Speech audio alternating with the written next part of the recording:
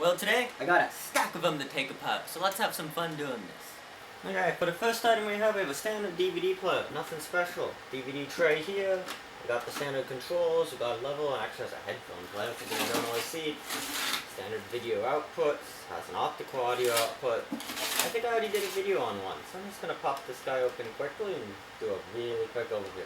So there you go, we got it open right now. Interesting, slightly interesting design that I don't always see, which is one big board that has everything on it. You very rarely see a switch mode power supply on the same board as like audio stuff. But you know, let's do it. Okay, probably just a few audio chips in here, really bad build quality. With these packages, you should really glue them down or screw them into something. You also see the great job of, let's fix this in the factory. This is probably the high voltage board. Well, not the high voltage, I mean the digital stuff. So the digital to analog converter, because I'm guessing this other board is completely analog, with some limited exceptions. Also, there's a laser that's needed to read the optical data on the disc. I normally pop those out for fun, because you can have fun with lasers. They're pretty low powered unless it's a burner. The burner is actually, burners and Blu-rays have really high powered lasers. Blu-rays are really fun, because they're actually kind of like violet colored lasers. Yeah, how does this thing come out? Yeah, there you go, right? The two main processing chips are here.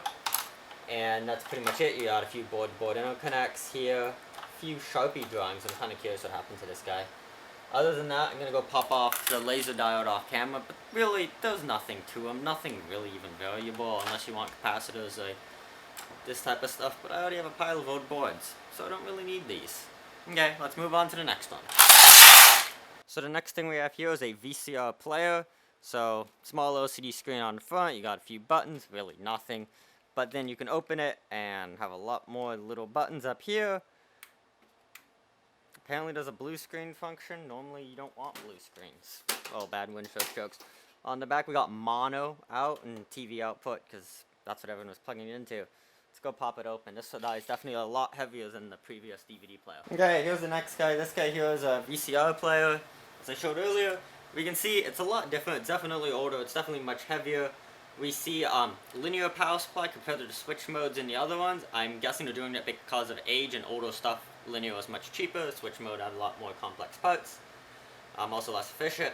Here's all the main stuff. Everything here is analog, unlike the other board, which had some digital stuff in it. So main processing chips here. Got a few daughter boards, which I think pop out. No, they're screwed in or something.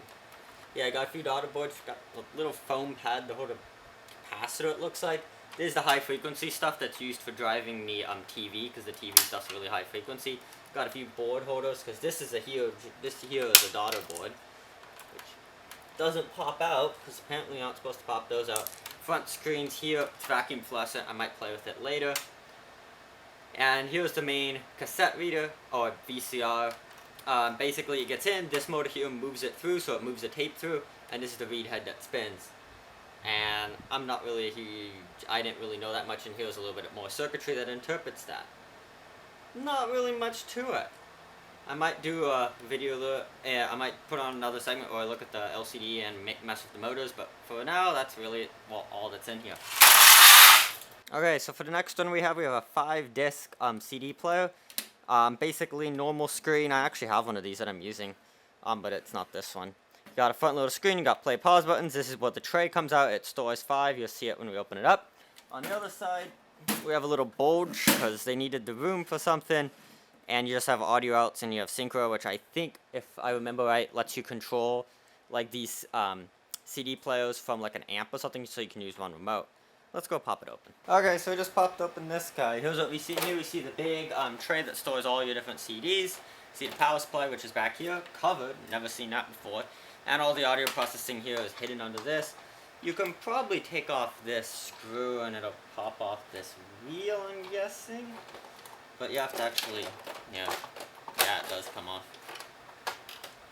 Yeah, I'm going to pop this off camera so I can actually get a good view at all the circuitry in here. Okay, good. So we just popped open this guy. I took off the wheel and this thing that it clamps the CD onto. If this little lock thing locks it in, if we pull it out, we notice that there's the motor here. This motor here, if you turn this, it lifts up this tray, the little CD reader. On the CD reader, the only interesting thing is it uses a magnet, not like a little motor to move it back and forth. Never seen that used before. This is kind of interesting design-wise. What looks like they're either relays, reed switch relays, which don't look like, or they're inductors. I don't know why they have two of those, but no capacitors. They're running some weird stuff. Power supply is kind of weird. Got a motor here which spins the whole thing, so this spins the whole tray. And then you have a little sensor here that tells it if it has a CD in there. So it knows what ones it has a CD in here, and we have a little encoder to know which one we're looking at, because if you look on the bottom of this, they have different amounts of marks to tell them number 1, 2, 3, 4, and 5, what CD it is currently looking at. Other than that, it's pretty basic. Got a vacuum fluorescent screen up here. I'm going to play with the other one, or this one. I'll pick one. Nice, fun, big cables. Other than that, boring consumer electronics. We still got 2 more to go, so stay tuned. Okay, so we got another VCR player right here. We got standard play stop buttons. We got a front little screen to tell you how far you're in. You got the same menu, and you got the other line in. I think this guy might also be able to record on it. You can get different command modes. I have no idea how to use these. On the back, you got your video output, you got your TV output, and you got your AC in. Basically the same thing. Let's go open it up. Okay, here's the inside of the other guy. Basically the same thing. Got another power supply right here. Looks like a linear one, but I can't really see inside it, and it's quite a few screws to get it out.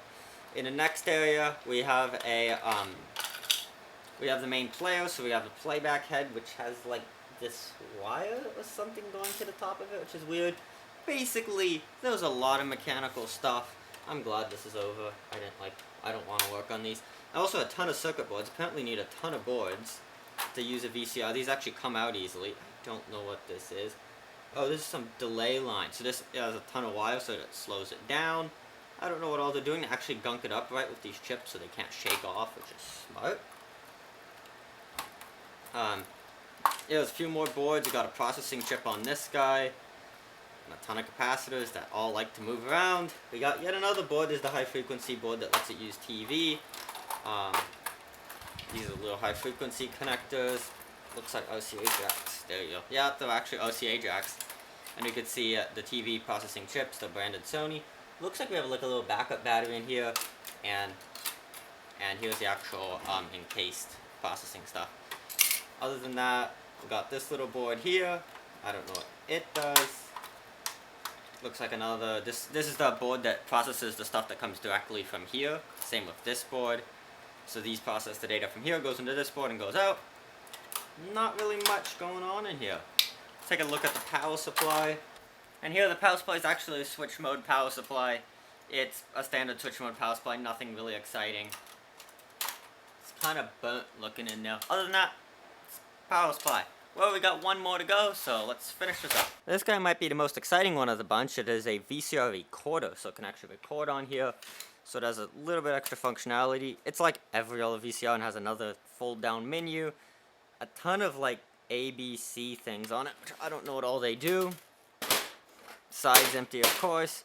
You got video input out, got left and right on here, and then you got a camera pause. So I think you could actually record from cameras on here, which is kind of neat. You got the inputs and outputs, which is, looks like just standard screw-on, strip the wire terminals. I don't know what you'd use that for, but maybe from a certain type of camera. I really have no idea. You got a power outlet here, so you can have a power pass-through. Let's go pop it open. Okay, before we pop it open, it actually has another switch thingy on the top. So it's apparently, there's a ton of letters, and a little pot here almost looks like, and another guy here. I have no idea what this thing does. Oh, this thing can actually turn these. I have no idea. Let's go pop it open. I already took out all the screws. Here. That's a lot more circuit board. Big circuit board here. Let's go take off this guy. We have some high frequency stuff that little metal plate's hiding. We got a few bodged on capacitors, which makes everything fun. Probably because they made an error. This isn't connected right to ground that properly. So, probably a mistake. Because this cable could easily go plug into this little tab on the grounding thing. On the shield. Nothing here is its own. I mean, here's the standard recording bit. I don't know if recorders do stuff much differently. Because I know this guy's a recorder, but I don't know if the other ones were. I don't really know much about VCRs. Let's pull this in. Here you go. It's coming out. Flip here. And this was apparently the RCA jack board So you can see there's a few little boards that have some smart chips on it and a glued on crystal. That's really smart. And like these other boards that are added on here, the rest of it's pretty basic. We got another one of these high frequency boxes. If you look in here, it's basically the same thing. Got a little relay in here, 12-volt relay, and a chip that I have no idea what it does. I'm gonna go take this guy off, move this guy back. Yeah. I'm gonna go turn off the camera and cut some cables to make this easier to work around. Okay, so now we're into the next layout. We took off that board. Thanks for not putting anything in with connectors and making me just have to pull out the wire cutters and do it. You can tell I'm not repairing it. So this little board here is a cool switch thing. I might go play with it later. Add a little clip of that in. We have, where's the side cutters? Here. There's gonna be a lot more side cutter action for this one. I don't know what makes this guy special. If it was like extra old and they had to use different circuitry, or if it was, I think it has some special functionality from cameras, I want to say, from looking at it. I really don't know much at all about these. I think they're connected. I'm just gonna snip all of these wires. And then we went to the next level board. We got some huge dip packages, which you do not see these days. Like, every company is like not making any more dips because, you know, no one wants those. Which is annoying for anyone who's doing it on their own, because you can't do surface mount soldering easily. Especially like those BGA packages with just a ton of balls on the bottom. Oh, of course. Like, normally there's arrows that point to screws. And I was like, I totally missed it. It sucks. Here you go. Now I got the screw out. These boards are all really boring. Got a few trimming pots, because, you know, you might want to go in it and change something. I'm guessing that's probably for a tech, not an average person. Because the fact that I had to cut all those wires to get in here doesn't make me any more confident. Let's go cut all the wires. Hey, look, they actually put a few connectors in, but so nice when companies actually put connectors in products. Pull, pull, pull. Come out, come out. Snip, snip. Ugh. Come out. Oh. Like, I can tell this is old because this is totally different construction than what we see today. As in, like, here. If you look at it, you actually see standard package of transistors, like here, which you do not see in modern boards these days. Because they either using big semiconductors or they're using a type of,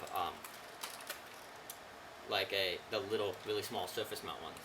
Here we go, got another one with even more trim pots, which are a huge pain to access to.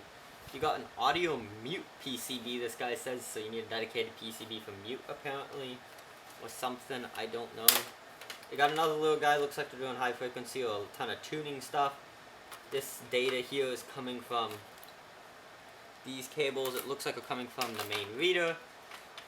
We got the high frequency stuff that goes to like the very high frequency readout. Standard cables here. Standard RCA backed TV connectors and stuff here. We got the power supply here. Standard linear power supply. Oh, I'm gonna poke around in there.